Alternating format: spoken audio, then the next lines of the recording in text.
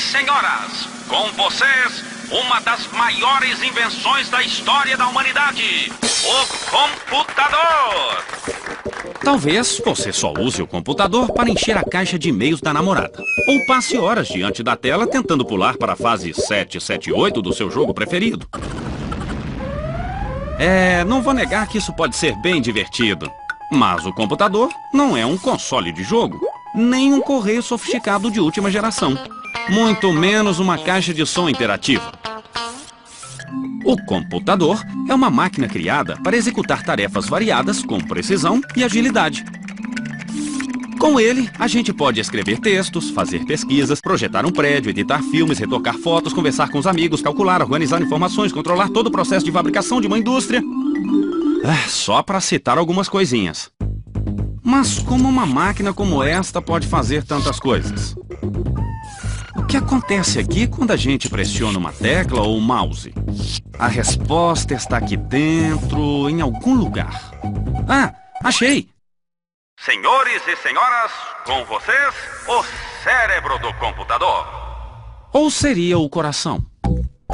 Bem, o fato é que o microprocessador realiza praticamente todas as funções necessárias para o computador funcionar.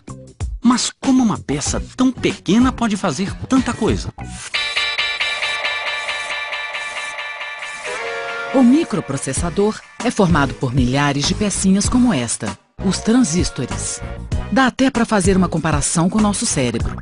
O ser humano está o tempo todo usando os neurônios para guardar ou para processar uma informação. Pode ser uma coisa simples, como o número de telefone de casa, ou um pouco mais complicada, como escrever uma redação sobre o impacto da globalização na sociedade e a construção da pós-modernidade. Ufa, haja neurônio. O fato é que toda a informação circula no nosso cérebro por esta rede de neurônios. O computador não tem neurônios, claro, mas tem transistores, milhares deles reunidos em circuitos. É verdade que os transistores não são células, mas sim peças eletrônicas criadas pelo homem graças aos seus neurônios, diga-se de passagem. E assim, como um só neurônio não serve para muita coisa, um transistor sozinho também não ajuda muito. Para falar a verdade, os caras que inventaram o transistor nem sabiam muito bem o que fazer com ele. Mas ao criar uma rede de transistores, o homem resolveu um grande desafio. Como processar informações com agilidade e segurança sem precisar de muito espaço.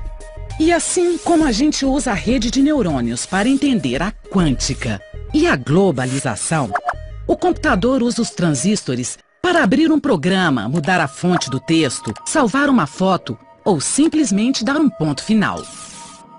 Se estes caras não tivessem inventado o transistor, esta turma não tivesse a ideia de juntar os transistores em circuitos, e este aí não tivesse reunido estes circuitos em microprocessadores, você provavelmente não estaria usando este computador. Mas algo mais parecido com isto.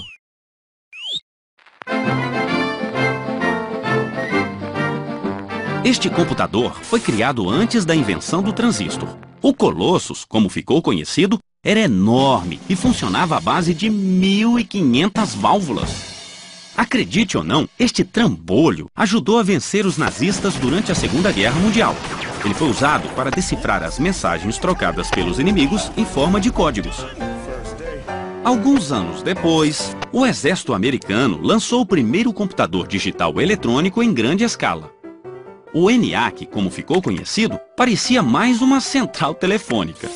Ele era enorme, do tamanho de uma casa de 4 quartos e 2 andares. Naquela época, o ENIAC foi considerado uma evolução e tanto. Mas apesar de todo o tamanho, ele não conseguia fazer mais do que uma simples calculadora de bolso atual.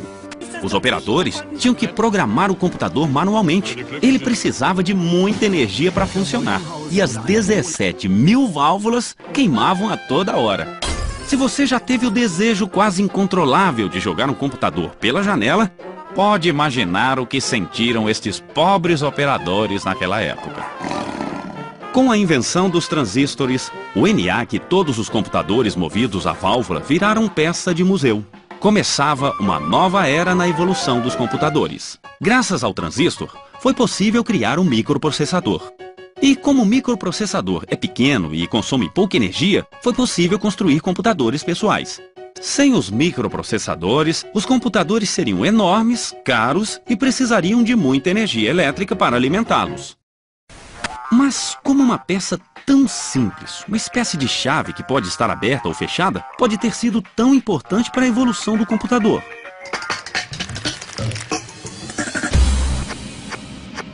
É aí que entra a matemática. A linguagem que os discípulos de Pitágoras chamavam de linguagem de Deus. Porque o bom e poderoso computador, na verdade, só sabe fazer uma coisa: calcular. Para calcular, nós usamos o sistema decimal formado por 10 dígitos. Isso é bem prático, já que nós temos 10 dedos. O computador não tem dedos, mas sim transistores.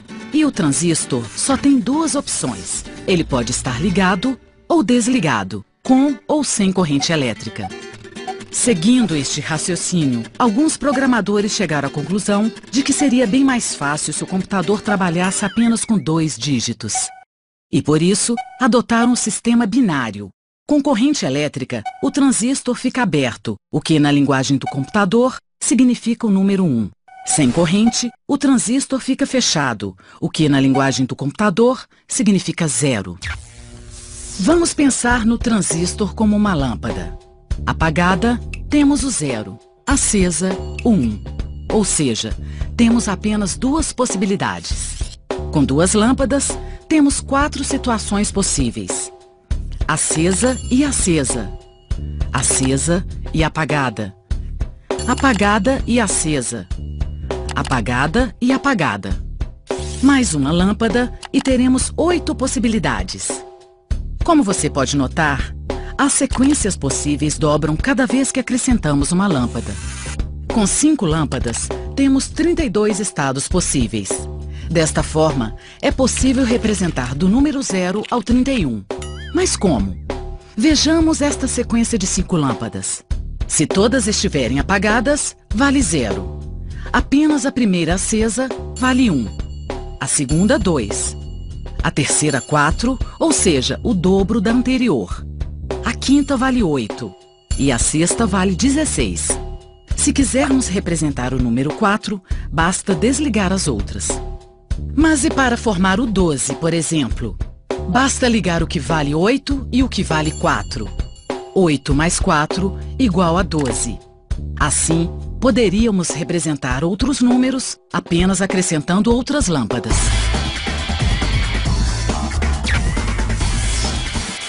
O sistema binário não é nenhuma novidade. Há mais de 2000 anos, matemáticos indianos já imaginaram um sistema numérico representado apenas por zeros e uns. Outros teóricos ajudaram a sistematizar esse sistema ao longo dos séculos. Mas foi só em 1801 que um tecelão francês teve a ideia simples, e por isso mesmo genial, de aplicar o sistema binário para automatizar os teares. Produzir os tecidos que encantavam reis e rainhas na Europa era uma tarefa difícil e demorada.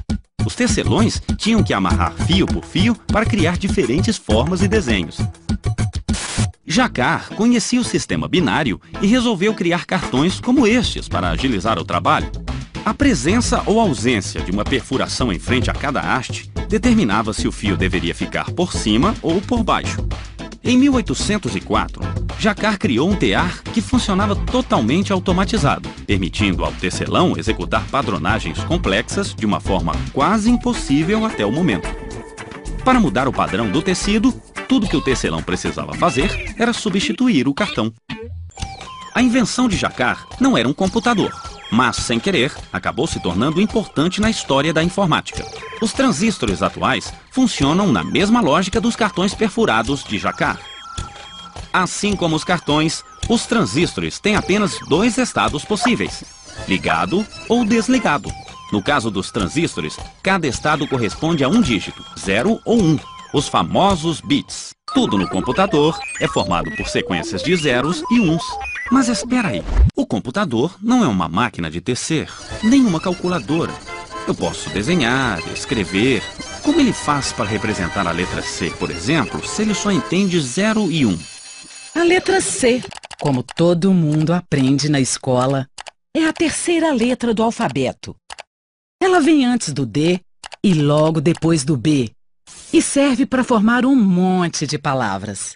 Mas para o computador, a letra C não existe. Porque para o computador, a letra C é um número formado por sequências de zeros e uns, os bits. E assim como o computador não precisa aprender o alfabeto, o ser humano também não precisa entender o código do computador. Porque o teclado faz esse meio de campo entre nós, seres humanos alfabetizados, e ele, o computador digital. Desta forma, o computador consegue escrever qualquer texto, usando apenas 2 dígitos. Cada 0 e 1 representa um bit. Um bit é a menor unidade da informação. E assim como alguém decidiu que um conjunto de 12 forma uma dúzia, definiu-se que um conjunto de 8 bits seria igual a um byte.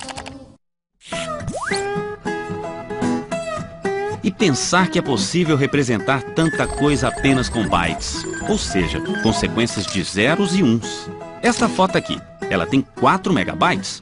Isso significa então que ela é formada por milhares de bytes, certo? Os computadores de hoje podem processar uma quantidade cada vez maior de bytes. Mas o primeiro computador digital, lançado em 1953, não chegava nem perto disso. Se a gente pudesse voltar no tempo e falasse para esse pessoal aí que um dia eles iam poder ter um computador em casa ou no trabalho para fazer um monte de coisa diferente, eles provavelmente iam achar que era uma pegadinha. Porque até os anos 70, os computadores pessoais não existiam. Os computadores ainda eram grandes e caros, ficavam guardados em salas especiais e poucas pessoas sabiam o que fazer com eles. Eram os mainframes, que não tinham nada a ver com nossos computadores atuais. Até que começaram a aparecer os primeiros computadores pessoais. Surgia aí uma nova geração de computadores. Tá certo que no começo eles pareciam mais um painel de avião, talvez. Estes aí não tinham nem monitor e se comunicavam com as pessoas através de luzes. Com o tempo, os computadores evoluíram. Ficaram mais práticos, mais ágeis, menores, diminuíram tanto que hoje cabem no bolso. Mas esta história ainda não acabou.